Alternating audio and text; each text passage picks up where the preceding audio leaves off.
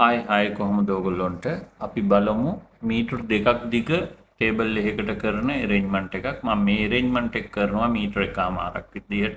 විතර මම මේක ටේබල් සෙන්ටර් එකක් විදියට තමයි යූස් කරන්නේ මම මුලින්ම හයිඩ්‍රෙන්ජා ටික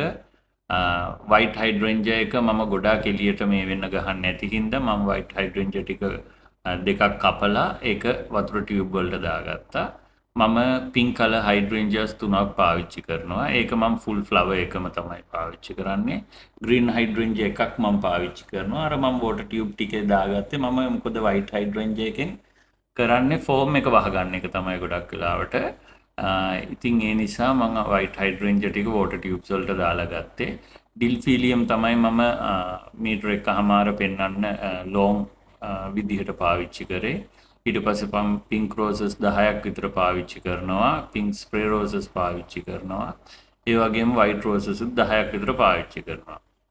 මම සාන්තිනී එකෙන් ඔය ග්‍රීන් ඇන්ඩ් වයිට් එකෙන් ස්ටෙම්ස් 6ක් විතර පාවිච්චි කරනවා මේ arrangement එකට ඒ ෆ්ලවර්ස් ටික පාවිච්චි කරලා මම ලයිට් පීච් එකෙන් කානේෂන් ටිකකුත් පාවිච්චි කරනවා ඔය දැන් මම පාවිච්චි කරන්නේ කානේෂන් කානේෂන්ස් ටික දාලා මම යූකැලිප්ටස් ගොඩාක් දාන්නේ නැහැ මෙතන මම ওই ටේබල් ඩෙකරේෂන් එක ගිහිල්ලා තියලා එතන තියලත් කොළ ටිකක් පාවිච්චි කරන්න ඕනේ හින්දා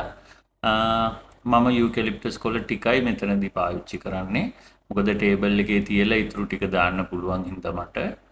ඔන්න ඔය විදිහට තමයි ඉතින් අපි ෆ්ලවර් arrangement එක කරලා ඉවරනේ වතුර ටිකක් දැන් ස්ප්‍රේ කරනවා මොකද හයිඩ්‍රෙන්ජා ෆ්ලවර් ෆෝම් එකට ගැහුවාම අනිවාර්යෙන් වතුර හොඳට ස්ප්‍රේ කරන්න මොකද නැත්තම් හයිඩ්‍රෙන්ජා